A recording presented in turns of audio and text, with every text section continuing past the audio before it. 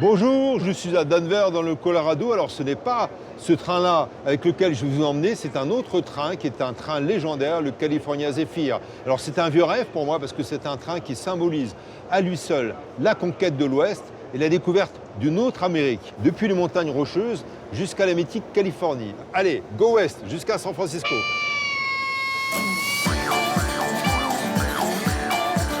Je vais enfin le prendre, ce train légendaire, dans une contrée mythique, le Grand Ouest américain.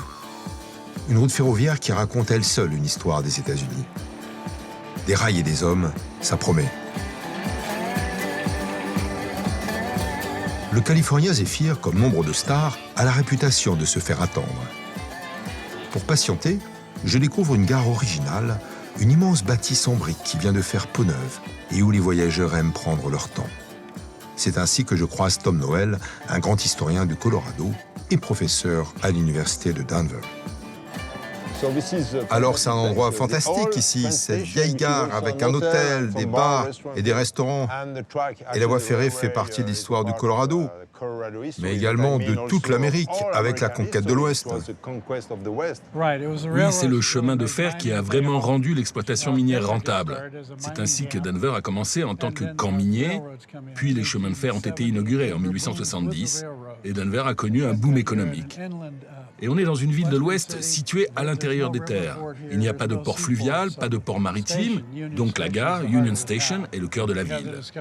Vous avez la découverte de l'or en 1858. La naissance de Denver cette année-là, qui devient ensuite la deuxième plus grande ville de l'Ouest. La seconde seulement, après San Francisco. Elle est plus grande que Los Angeles, plus grande que n'importe quelle ville du Texas. Et les vagabonds sont des voyageurs du train, comme Jack London. Oui, comme Jack London. Ah, c'était un vagabond. Et Jack Kerouac. Jack Kerouac aussi, il voyage en train. Alors je vais essayer d'être vagabond.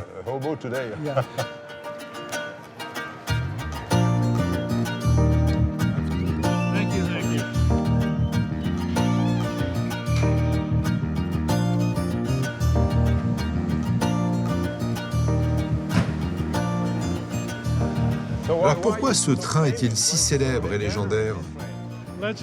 Légendaire? Eh bien, c'est le dernier qui reste. Avant, il y avait beaucoup plus de trains de voyageurs. Mais le California Zephyr avait cet extérieur lisse en acier inoxydable et ce design art déco. L'art déco était nouveau aux États-Unis. Même les automobiles voulaient ressembler au Zephyr.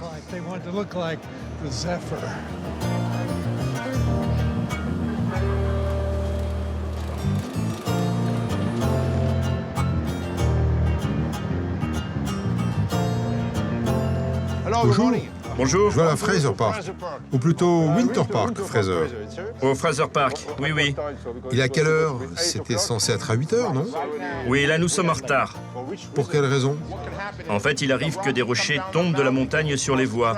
Et nous devons attendre qu'elles soient nettoyées. Donc nous nous arrêtons. Union Pacifique nettoie et nous attendons. C'est tout ce que nous pouvons faire. Alors c'est palpitant, c'est une aventure. C'est une aventure et il faut être patient. On va directement aux montagnes rocheuses. Les rocheuses. À plus tard. Merci.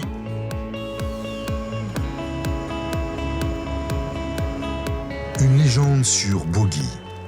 Surnommé le Silver Lady, la Dame d'Argent, le Zephyr avale près de 4000 km de Chicago à l'océan Pacifique. Depuis Denver, je roulerai à travers 4 États jusqu'à San Francisco. Un périple épique, à moins de $200 pour 33 heures de voyage. Avec en prime un contrôleur qui ne manque pas d'humour pour raconter la ligne et son décor immuable. Nous entrons maintenant dans le tunnel de Moffat. C'est le grand tunnel qui permet au California Zephyr de passer à travers les Rocheuses et non pas autour d'elles. Il fait 9 km de long et vous permettra d'aller au plus profond de la Terre. À moins bien sûr que vous ne passiez par le tunnel du Saint-Gothard, qui passe de la Suisse à l'Italie, auquel cas vous iriez un peu plus profond et un peu plus loin. Mais qui voudrait aller là-bas? Je vous remercie.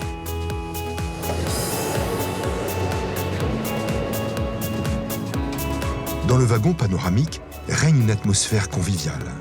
C'est un peu comme si l'Amérique venait à vous. Bonjour, je peux m'asseoir? Bien sûr, avec plaisir.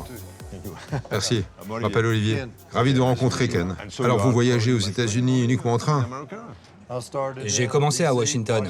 La côte Est. Oui, je pars de la côte Est jusqu'à la côte Ouest, en train. Et combien de temps ça prend de traverser les États-Unis? Ça m'a pris environ 2 semaines. 2 semaines. Mais je ne vais pas tout droit, je m'arrête en chemin. Vous vous arrêtez, vous dormez en ville, vous revenez. Oui, monsieur. Et c'est la première fois que vous allez dans les Rocheuses? Oui, monsieur. Ah, comme moi. Alors c'est ça qui est fantastique quand on prend le train, parce qu'on rencontre des gens comme Cannes, et puis on peut prendre son temps, on peut discuter, et puis finalement souvent des voyageurs qui ne connaissent pas vraiment leur pays, qui sont attachés à la lenteur, et puis comme dit Cannes, open your eyes, donc ouvrir ses yeux et son cœur, fantastique. Hein. C'est bien, hein. Merci Cannes. Merci beaucoup. Merci. Au revoir.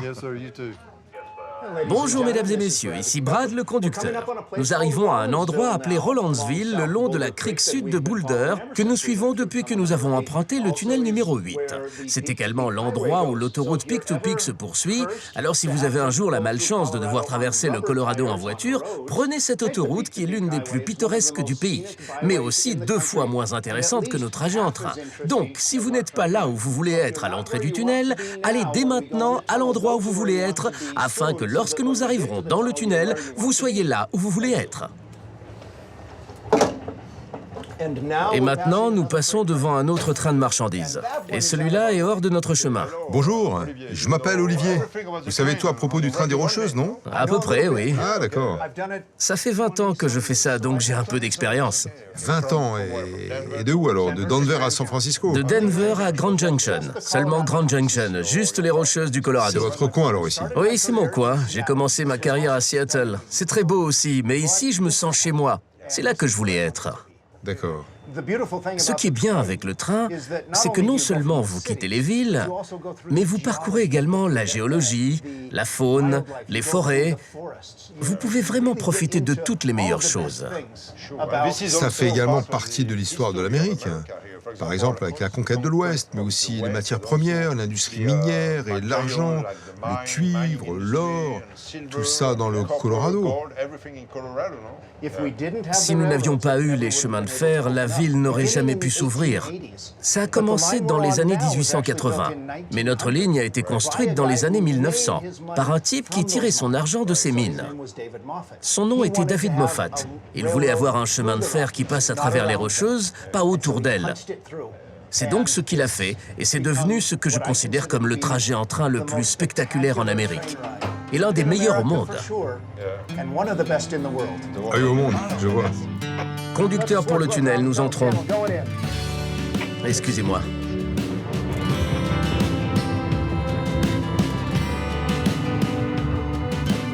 Alors voilà, c'est vraiment pour moi émouvant parce que je me rappelle ce livre que j'ai lu il y a très longtemps de Jack London, Les Vagabonds du Rail. Il raconte, lorsqu'il avait 20 ans, qu'il était hobo, c'est-à-dire voyageur clandestin, pas sur le train, mais sous le train, sur les bogies, parce que c'était interdit, c'était même passible de peine de prison. Et voilà, donc Jack London et ses amis voyageurs, clandestinement, donc prenaient ce genre de train. L'immensité de l'Ouest américain rappelle les mythes des origines et les vrais. Les voyageurs atypiques de ce caravansérail nomade, qui adorent la lenteur, sont au rendez-vous et rêvent encore aujourd'hui d'aventure, même l'hiver.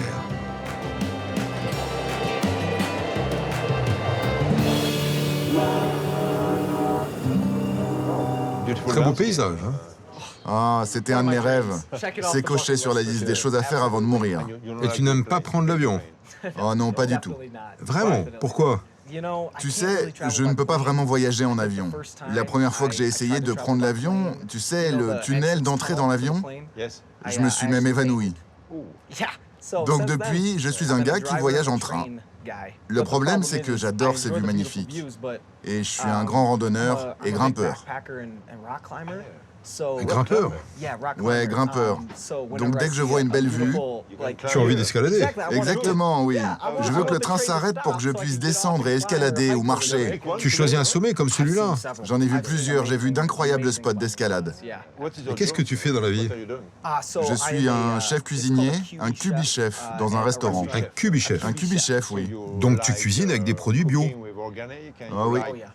Et tu aimes les montagnes, tu adores la nature. Ah, j'adore ça. Bon, bah moi je descends ici, c'est intéressant cet endroit. Ah oui, là c'est magnifique. Fraser, oui. Je ne suis pas habitué à cette région montagneuse, je viens du Michigan et c'est tout plat là-bas. Bien sûr, et c'est aussi une station de ski. Ah, j'adore skier. D'accord. Absolument. C'était un plaisir de te rencontrer, Kaizé. Bonne chance pour ta cuisine. Moi aussi, vraiment. Merci, mon ami. À bientôt, peut-être à San Francisco. Qui sait, je te paierai un verre. Au revoir, à la prochaine.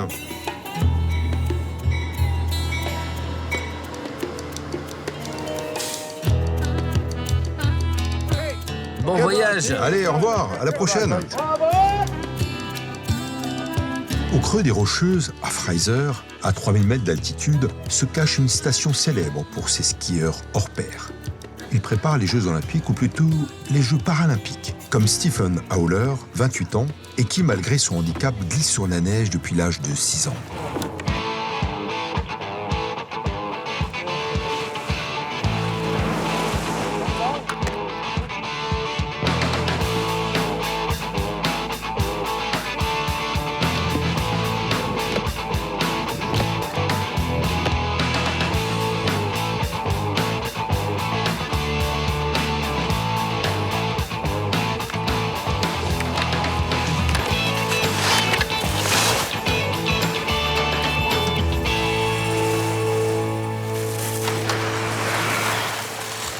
Alors, Steven, comment était l'entraînement aujourd'hui? Génial, les conditions sont parfaites, la neige est bien et il y a du soleil. Donc tu as un bon coach et un bon matériel aussi. Tu peux m'expliquer comment ça fonctionne? Oui, on a une cale ici qui s'enclenche dans le ski. On met un bloc à l'arrière pour que ça ne se libère pas. Il ne faut pas que ça se détache. Le tout est réglé à 30, donc très haut. Ah, au maximum. Et c'est mieux pour toi? Oui, il ne faut pas que ça se détache. Là, ce sont des stabilisateurs qu'il faut pousser comme ça et ouvrir pour skier. Et quelle est la différence de technique pour toi entre le slalom et le slalom géant? Juste tourner plus rapidement. En Super G, il faut être beaucoup plus subtil. Il faut tourner plus doucement. Tu vas plus vite, mais tout se passe plus lentement. Il faut donc être en forme pour s'entraîner, mais ça se passe aussi dans la tête. Oui. C'est le cas, tu t'entraînes aussi à être prêt mentalement. Oui, on travaille avec des psychologues, car faire des descentes, c'est un peu effrayant parfois. On va assez vite, à plus de 100 km/h. Waouh, 100 km/h. Donc demain, ça sera le cas à l'entraînement. Peut-être 90. Peut-être. Ah, le coach arrive. À bientôt. Tu es meilleur skieur que moi.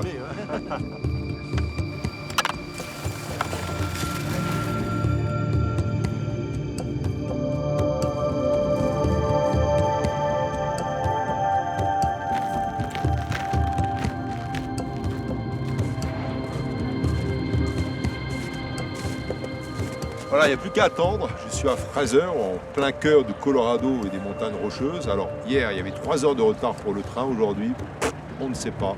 On va bien voir. Un train mythique nommé Zéphyr et qui rime avec désir tant il vous fait patienter. Mais là, ce n'est pas le bon. Au pays de l'hyper-rapidité, attendre, prendre le goût de la lenteur, ce n'est pas un mal.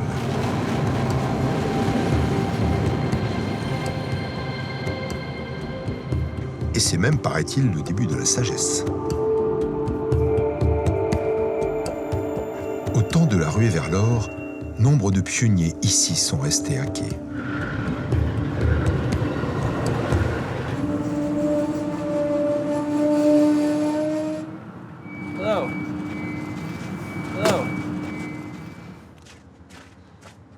Voilà, un tout petit peu de retard, à peu près 2 heures, mais il paraît que c'est normal ici. En route.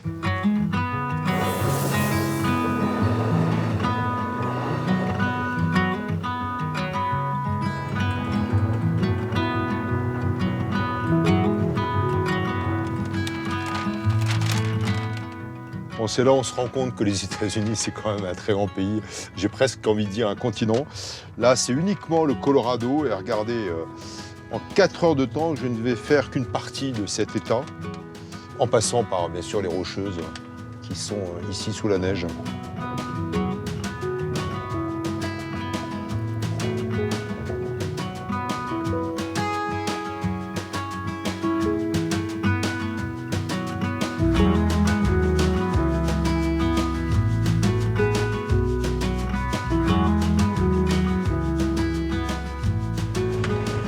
Bonjour.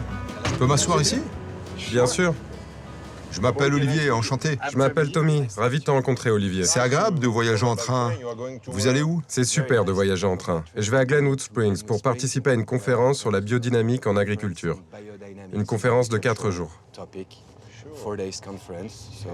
Vous avez un accent français? Je suis complètement français. On va parler en français alors. C'est parfait. Bah, tu travailles ici donc? Je travaille ici, et je travaille plutôt en Californie, pas forcément dans le Colorado, en tant qu'œnologue où je fais des vins et je suis consultant en biodynamie. Ah bon? Alors voilà, génial. le grand En mot. fait, c'est du vin bio, on va dire. Tout à fait, c'est une méthode alternative d'agriculture qui a été développée au début du XXe siècle et qui donc utilise principalement des minéraux et des plantes pour remplacer effectivement les produits chimiques. Ça, donc, ça concerne l'ensemble des États. Enfin, les gens que tu vas voir pour cette conférence, ce sont les Américains qui viennent de partout. Tout à fait. Alors là, ce sont les Américains qui se réunissent autant de la côte Est que de la côte Ouest, que du Colorado, pour partager un petit peu leur savoir.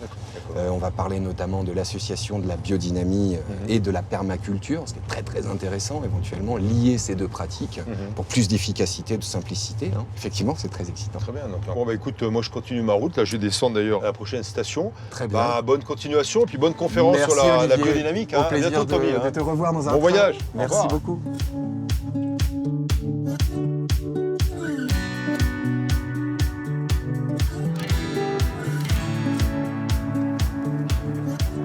À Glenwood Springs, j'ai rendez-vous avec un pionnier digne de la conquête de l'Ouest. À défaut d'avoir découvert des mines d'argent, le géologue Steve Beckley a trouvé de l'eau chaude à 2 pas de la voie ferrée avec des sources qui valent de l'or. Bonjour Steve. Bonjour, comment ça va? Très bien, merci. Enchanté. Ah, enchanté, je suis content que tu sois là. Alors, ce sont tes sources chaudes? Oui, ce sont nos sources chaudes naturelles. Toute cette eau vient de la Terre.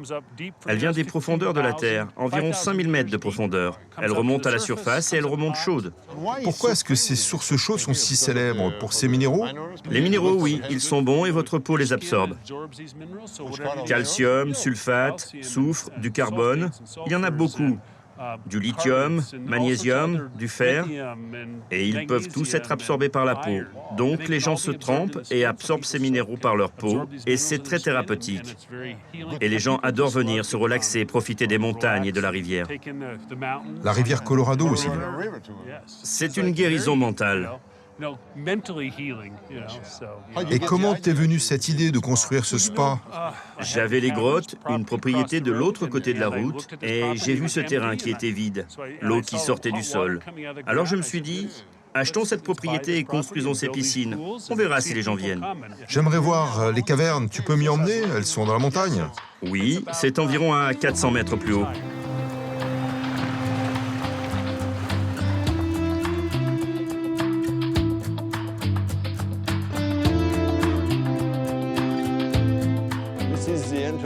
Alors ici, c'est l'entrée des cavernes. C'est l'arrière, ici c'est la zone de maintenance. C'est ton jardin secret alors? Oui, c'est ça. C'est une grande caverne, c'est incroyable. Oui, c'est une très belle Alors ça grotte. doit être très vieux, non? Oui, et il y a une bonne température, 11 degrés environ. Oui. 98% d'humidité, et ce qui est intéressant, c'est que dans cette grotte, les sources chaudes, les mêmes que celles qu'on a vues en bas, arrivaient il y a 3 millions d'années. Et cela a formé tout ça. Ce qui a formé ces grottes. Oui, les trous, elles ont rongé le calcaire et ont laissé ces grottes. Et comment est-ce que cela a été découvert? Juste des gens qui exploraient, en bougeant des pierres et en rampant à travers des trous pour trouver de plus grandes pièces. Quand on a acheté ces cavernes il y a 20 ans, il n'y avait que 2 km de grottes explorées. Et maintenant, nous en sommes à 6. 6 kilomètres. Donc tu as découvert toi-même des cavernes. Oui, beaucoup de cavernes. Et comment est-ce possible? Il faut simplement creuser. Il faut creuser, déplacer des rochers et découvrir de grandes pièces comme celle-là. Ce n'est pas dangereux. Non. Il faut être très patient, j'imagine, pour la spéléologie. Vous imaginez être la première personne à passer un trou et à découvrir une pièce comme celle-ci. Et votre lumière est la première à l'avoir jamais éclairée.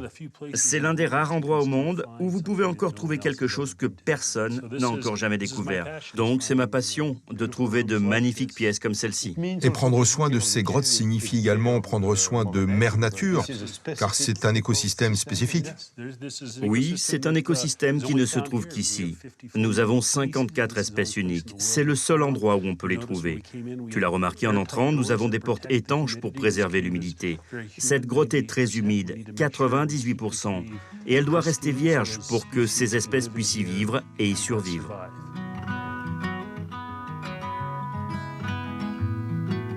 Au milieu de la bourgade western coule une rivière. Encore timide sur ses hauteurs, le Colorado est un fleuve célèbre aussi pour ses poissons et sa pêche parfois miraculeuse.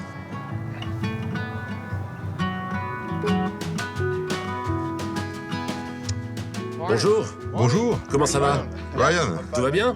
Je vais bien, merci. Ravi de te rencontrer. Moi aussi. Tu es le célèbre pêcheur de la rivière Colorado, donc j'aimerais pêcher avec toi, si c'est possible. Bien sûr. Je veux bien apprendre. Oui, on va pêcher des truites. J'espère qu'on verra des truites arc-en-ciel et des truites brunes, des truites fario.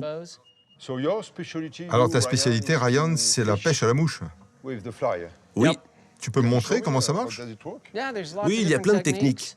L'une des plus célèbres, et que les gens préfèrent, c'est la pêche de surface, où on voit les poissons remonter et attraper la mouche. Il n'y a rien de mieux. On dirait des vrais. Ouais. Et là, ça imite des fourmis, des abeilles. Oui, les techniques que nous utilisons sont des streamers, des mouches de surface. Celles-là vont toutes sous l'eau. Elles représentent souvent un petit poisson. Et ça marche. Elles se déplacent sous l'eau et le poisson attaque. Il faut beaucoup d'imagination pour créer tous ces hameçons. Ça marche très bien. Maintenant qu'on a toutes les mouches, on peut y aller? Oui, oui, parfait. C'est parti. Allez, je te suis.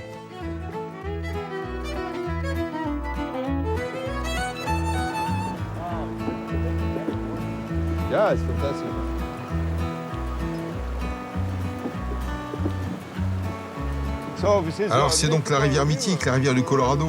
Elle doit être très importante pour vous, les Américains. Elle nourrit l'Ouest. On va aller pêcher par là, en bas. On va descendre et puis s'arrêter pour pêcher. Les rapides sont forts aujourd'hui, non? Ça va, ils ne sont pas si terribles. Il y a plus de rochers que de courants aujourd'hui.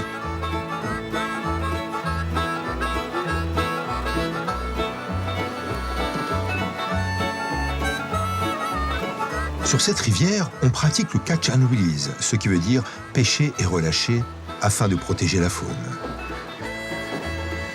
Les habitants du Colorado, comme Ryan, tiennent par-dessus tout à préserver leur environnement. Il était là, trop lent. Ta canne doit ressembler à ça. Ta main pointe vers le ciel, le bout de la canne pointe vers l'eau.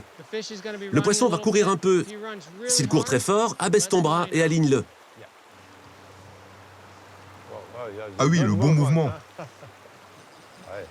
Waouh, bravo. Merci. Bonjour, truite brune.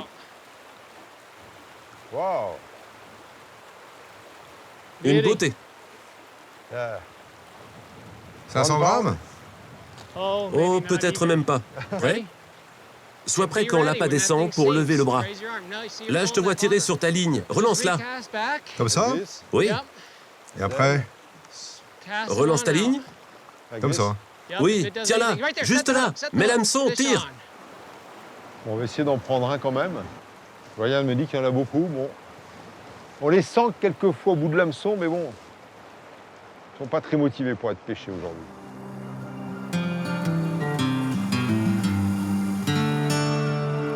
Voilà, bah, on peut pêcher sur le Colorado, puis à quelques mètres, voir le train de l'Union Pacifique. Là, celui-là, c'est le train qui s'occupe de réparer la voie, qui est très sollicité par les convois de marchandises, mais surtout par les rochers qui peuvent tomber de la falaise.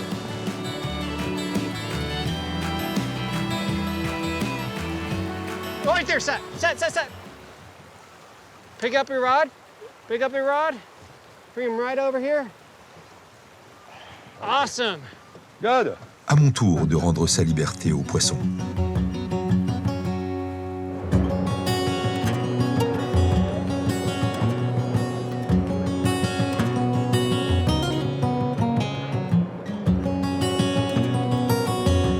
rocheuse s'étire sur plusieurs états que traverse le Zéphyr, comme dans un théâtre de rêve fendu par la locomotive de chrome et ses 6 wagons.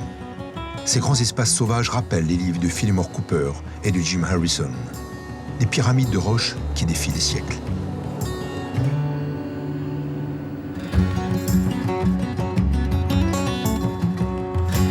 À Grand Junction, le décor évoque la conquête de l'Ouest. Au pays des cow-boys, je me demande s'il existe des cowgirls. Au Colorado, l'élevage rapporte gros pour le lait et pour la viande, mais aussi pour le show.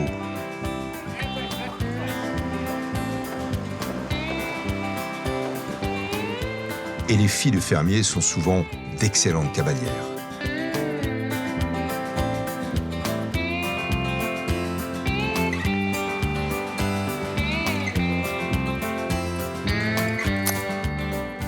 Bonjour. Bonjour. Tu prépares la compétition? Oui, je prépare les chevaux. Je mets leur selle. Tu vas faire du lasso aujourd'hui. Je vais attraper une vache au lasso. Et tu fais ça depuis combien d'années? Voyons voir. Depuis 8 ans maintenant? Du coup, pour toi, en tant que championne, c'est naturel de monter à cheval. Tu es née sur un cheval, non? Oui, je suis née à cheval. En fait, j'étais même dans le ventre de ma mère quand elle montait à cheval et qu'elle faisait des compétitions. Donc c'est très naturel pour moi. J'ai apporté mes chevaux de ma ville natale. Il y a beaucoup de complexes comme celui-ci. Celui-là est très bien et nous avons aussi un complexe pour notre rodéo. Comment est-ce que tu t'entraînes pour la compétition? En gros, il faut les maintenir en forme, les faire marcher, les faire courir et faire beaucoup de lasso. Ce n'est pas trop risqué? Un peu, oui. Oui, parce qu'ils sont fous, regardez-les. Ils ont en quelque sorte un esprit qui leur est propre et ils pourraient n'en faire qu'à leur tête, mais ils ne le font pas. Peut-être qu'ils ressentent la compétition. Ils adorent ça. Eh bien, bonne chance, Carly. Je sais que tu te prépares pour la compétition aujourd'hui. Merci.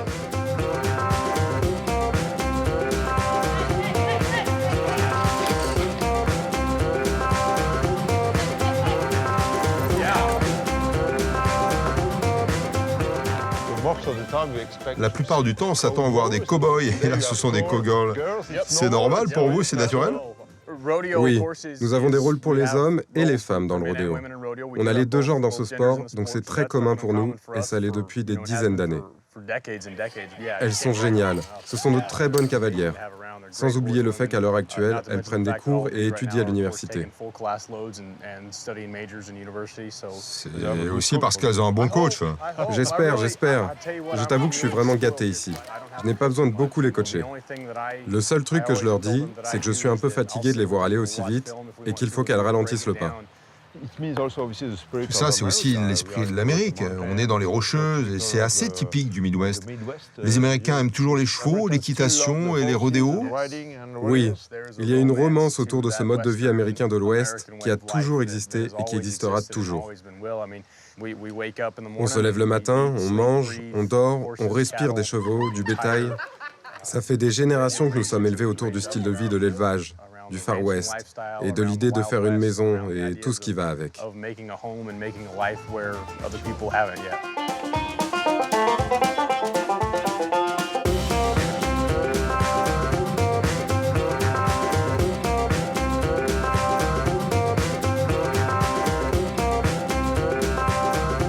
Intrépide cavalière, Carly et ses amis me donnent envie de goûter aux plaisirs équestres, comme au bon vieux temps, dans des paysages uniques au monde.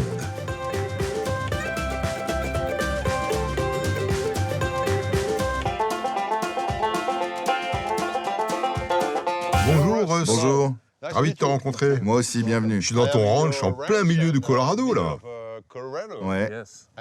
Je sais que tu es passionné par les chevaux. Et ici, vous êtes plutôt les cavaliers des canyons, non? Oui, c'est sans doute la meilleure façon de me décrire. Plutôt un cavalier des canyons qu'un rancher. Oui, j'imagine que c'est magnifique de visiter ces endroits avec tes chevaux. Ouais, tu veux monter? Oui. Allons-y. On a de bons poneys pour toi aujourd'hui. Très bien.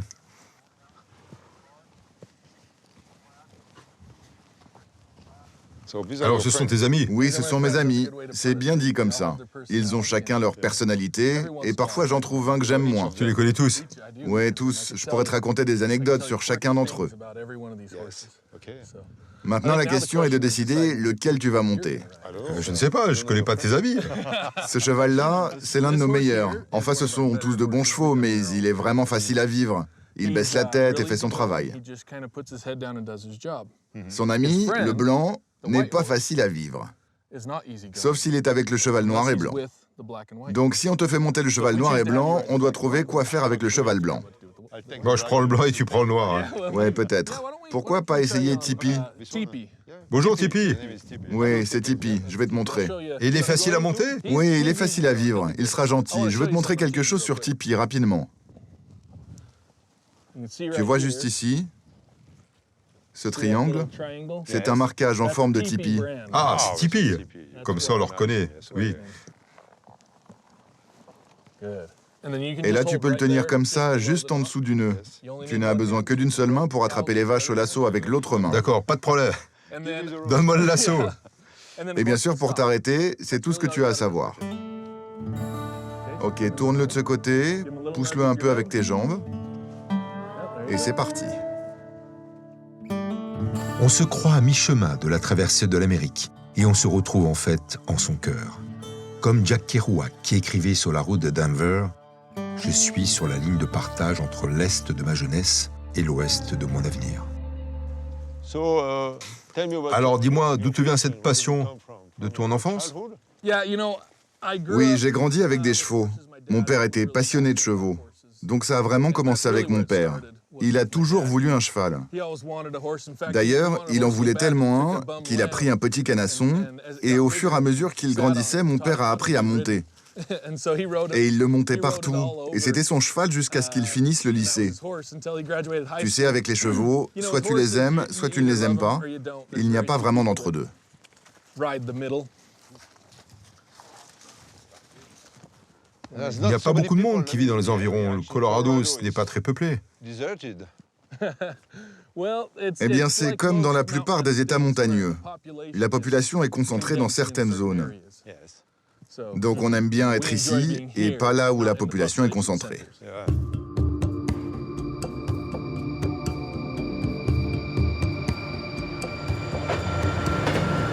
Je reprends mon cheval de fer cette fois-ci, comme le surnommaient déjà les Indiens lors de la construction de la ligne au milieu du 19e siècle. L'occasion d'une courte nuit. Nombre de passagers préfèrent dormir sur leur fauteuil, car à 100 $ la nuit, les couchettes de Zéphyr ne sont pas à la portée de toutes les bourses.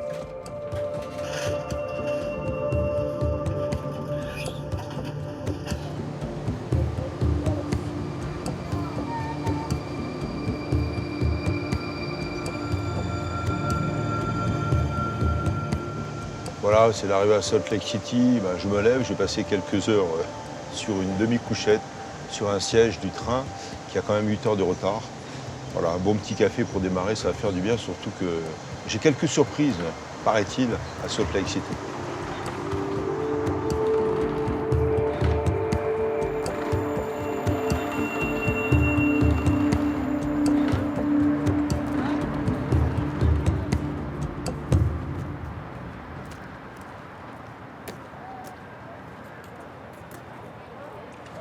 Bonjour, vous pensez que le prochain train sera en retard aussi ce soir ou pas?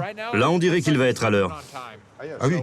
On va voir, il y a eu un peu de retard ces derniers jours. Que se passe-t-il? Il y a des rochers sur la voie? Un peu plus tôt aujourd'hui, il y a eu quelques chutes de rochers. D'accord, et pour voir le centre, le fameux Tumble Square? Oui, c'est environ 4 pâtés de maison plus loin. Ah, 4 pâtés de maison. Merci. Au revoir. Au revoir.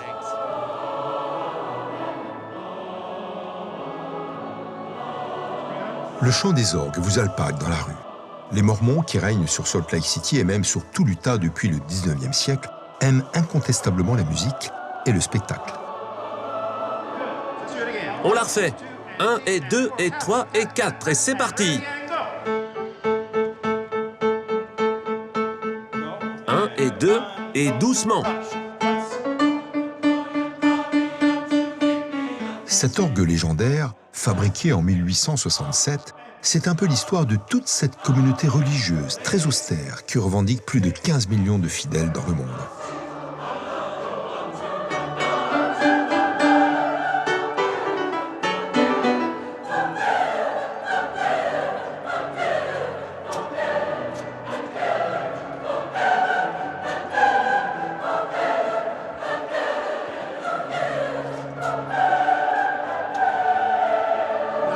Écoutez, la prochaine note est courte. 4. Prêt? Partez.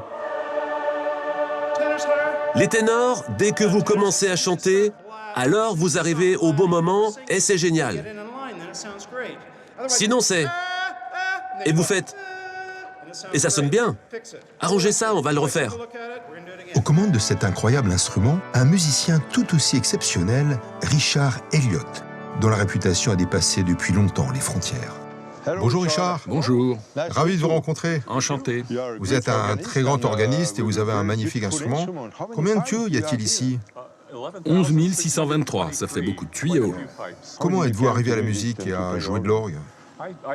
J'ai commencé à faire du piano quand j'étais enfant. J'ai entendu de l'orgue dans mon église et j'ai adoré ce son. Donc quand j'avais environ 15 ans, je leur ai demandé si je pouvais en jouer. Ils m'ont laissé faire et quelques semaines plus tard, ils m'offraient un travail. Et j'en joue depuis ce jour. J'ai même obtenu un doctorat d'organiste. D'accord. Et vous avez tellement d'outils, de claviers, d'instruments. Il y a des trompettes, des hautbois. Il ne vous en manque pas? Oui, il y a même un petit bruit de harpe. C'est comme un orchestre complet au bout de mes doigts. C'est intéressant de noter que quand le chemin de fer n'était pas encore là, quand le train ne passait pas encore, que les gens arrivaient sur des chariots, donc quand ils voyaient cet orgue, ils étaient très surpris. C'était le désert. Il n'y avait rien d'autre ici que cet orgue splendide au milieu de nulle part.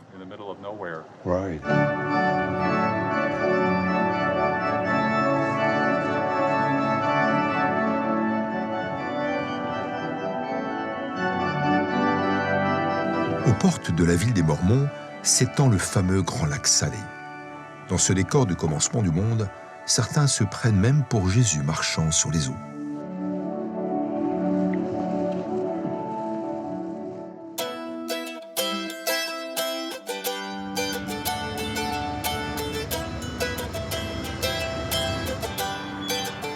Mon voyage ferroviaire m'amène à Elko, dans le Nevada. Un paradis des bottes de cow-boy transformées en œuvres d'art et des selles pour chevaux. Un artisan du coin est connu dans le monde entier pour ses modèles très élaborés et sur mesure, s'il vous plaît. Bonjour. Bonjour, ça va? Je vais bien, merci. John est là? Oui, il est dans le magasin.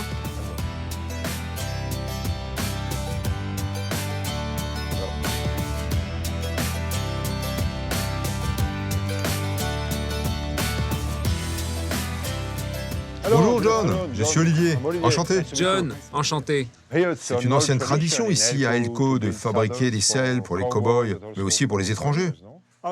Oui, nous fabriquons aussi bien des selles pour les cow-boys que pour l'étranger. On vend des selles en Allemagne, en Italie, en Australie, partout dans le monde. Si quelqu'un en veut une, on peut lui fabriquer. En découvrant ces selles, je me rends compte que c'est aussi de l'art. Oui, c'est vraiment un art. Il n'y en a pas deux qui soient fabriqués exactement pareil. Nous en avons aussi un stock que tu peux voir et acheter en entrant. Mais ce sont seulement des échantillons, afin que nous puissions toujours fabriquer quelque chose de plus spécifique selon ce qu'une personne nous demande.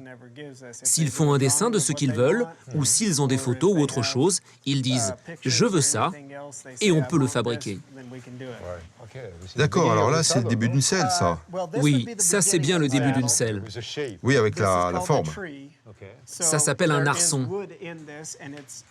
Il y a du bois dedans, c'est du bois tendre, du pin et du sapin. Ils sont recouverts d'une peau brute, une peau non tannée de vache. Et donc après, tu assembles tout ça. Ce sont différentes préparations, oui. Combien coûte une bonne selle? Le prix de base est de 4 300 $ pour une selle quelconque. Et ça peut monter jusqu'à 8 000 $. C'est plus qu'un travail pour toi, c'est une vraie passion. Oui, c'est vraiment une passion. Alors ici, c'est comme un petit musée. Oui, c'est notre showroom.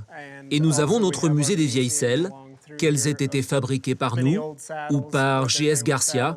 C'était notre collection familiale, la collection de ma grand-mère et de ma mère.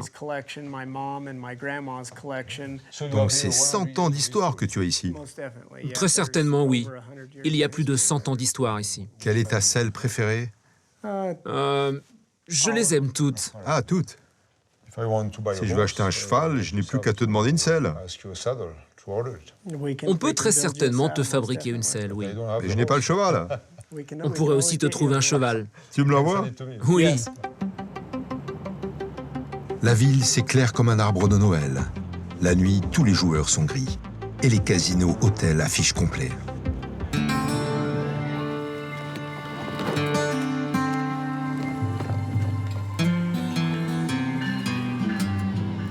Le voyage du train légendaire se poursuit avec ses rencontres merveilleuses pour une étape de 400 km.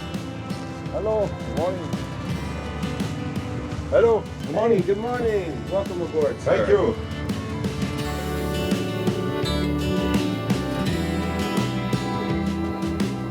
Je vais passer par la Sierra Nevada, Reno, donc la capitale, pas la capitale, la grande ville du Nevada, et puis je vais m'arrêter à Truckee, déjà la Californie.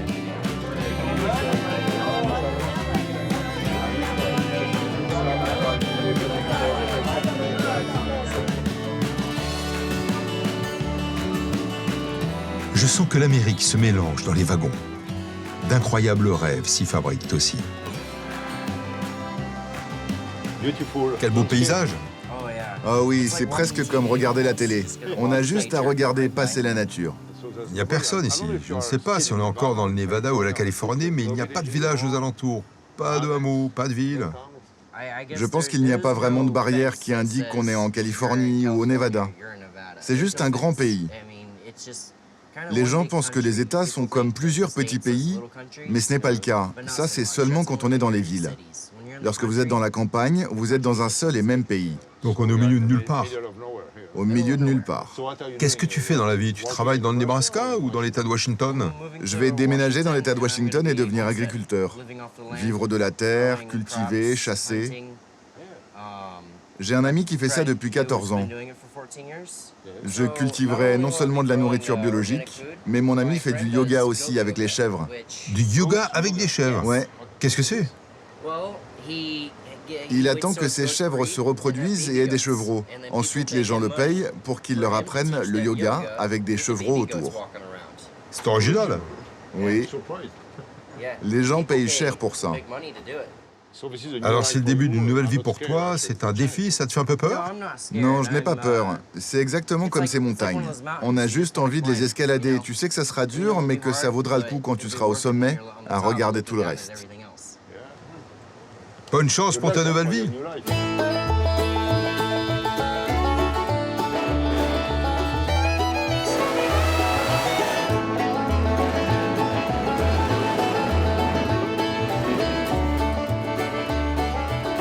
J'arrive dans un ancien village de chercheurs d'or, devenu une bourgade cossue. Et le California Zephyr y est pour quelque chose. Et pas trop de neige sur votre route? Oh si, beaucoup de neige.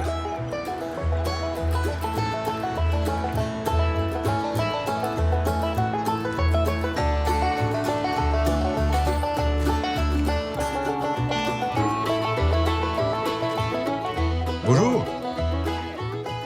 Vous êtes d'ici? Oui, j'étais dans le train. Et depuis 1869, je ne suis jamais parti. Vous êtes un chercheur d'or? Oui. Vous travaillez encore? Oh oui, mon or. Il est dans une prison. J'ai dû l'enfermer. Tu vois, je l'ai enfermé, j'ai plein de coffres. Ah, il y a une prison ici, une vieille prison, mais c'est pour qui? Pour les indésirables.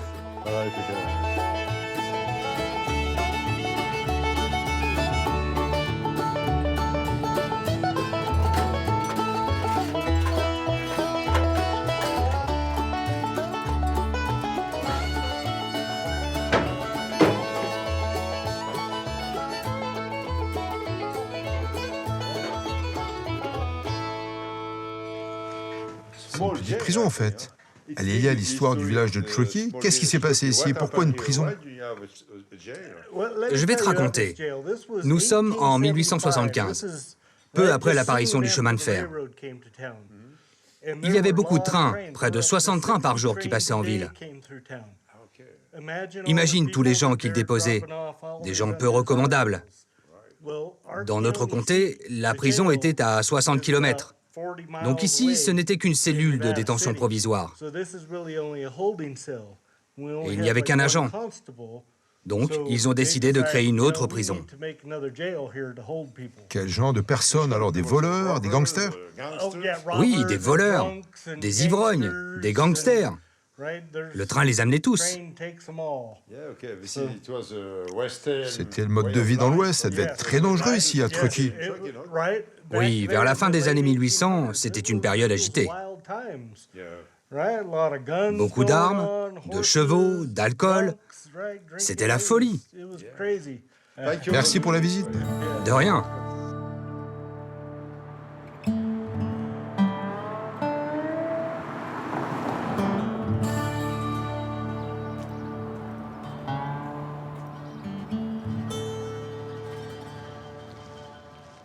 Bonjour Marc. Hey, bonjour. Ravi de te rencontrer. Oui, moi aussi. C'est toi le célèbre historien de la ville de Truckee. Donc Truckee était très impliqué dans le développement du chemin de fer en Californie et dans le Nevada.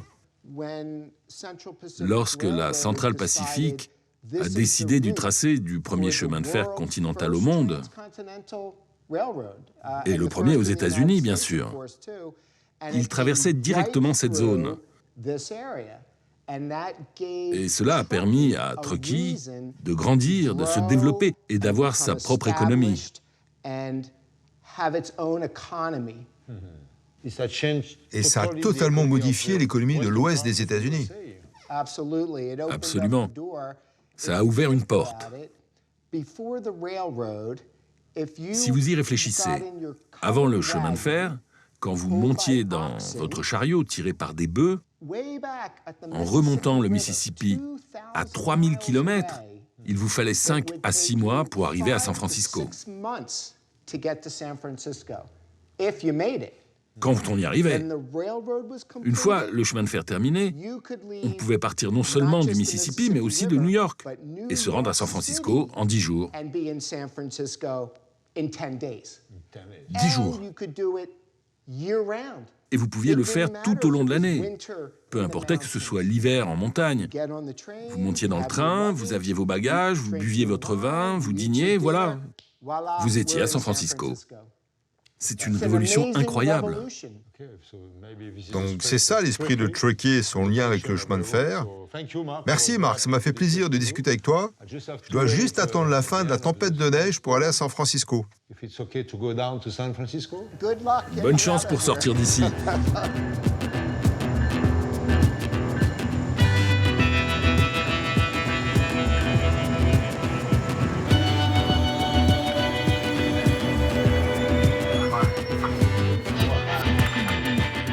Alors, bonjour. C'est le bon wagon pour aller à San Francisco, c'est celui-là? Oui.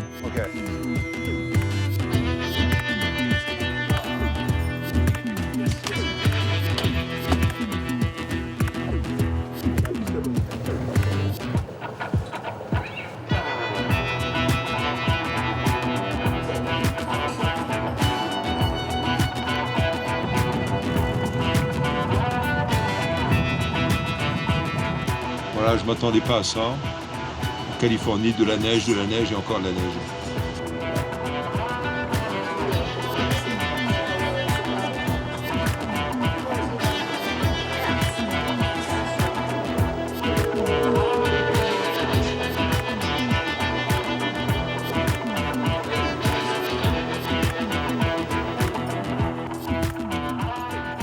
Voilà, Emeryville, c'est la dernière station, juste à côté, c'est San Francisco, le terminus du voyage, tout le monde descend.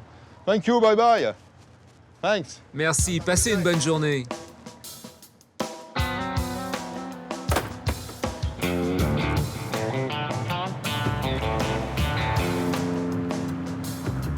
San Francisco, enfin, le bout de la route ferroviaire. Mon cheval de fer a mérité un sacré repos. il semble même s'être réincarné en cable car. La Californie, la dernière frontière, où tout continue de s'inventer. Au pays des chevaux, même les Mustangs sont sur des rails.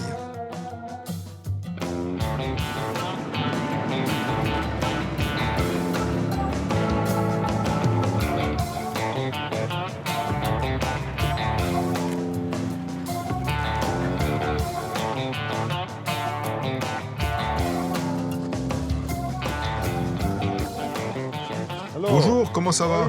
Bien, et vous? Bien, merci. Donc Van, tu connais très bien la baie. À moitié, oui. Oui? J'ai travaillé sur la baie de 1976 à 1980 en tant que garde-côte. Ah, garde-côte. Ma zone, c'était Alcatraz, Angel Island, Sausalito et jusqu'à 80 km aux alentours. Et donc, tu vas me montrer l'île d'Alcatraz. Bien sûr. Et le pont.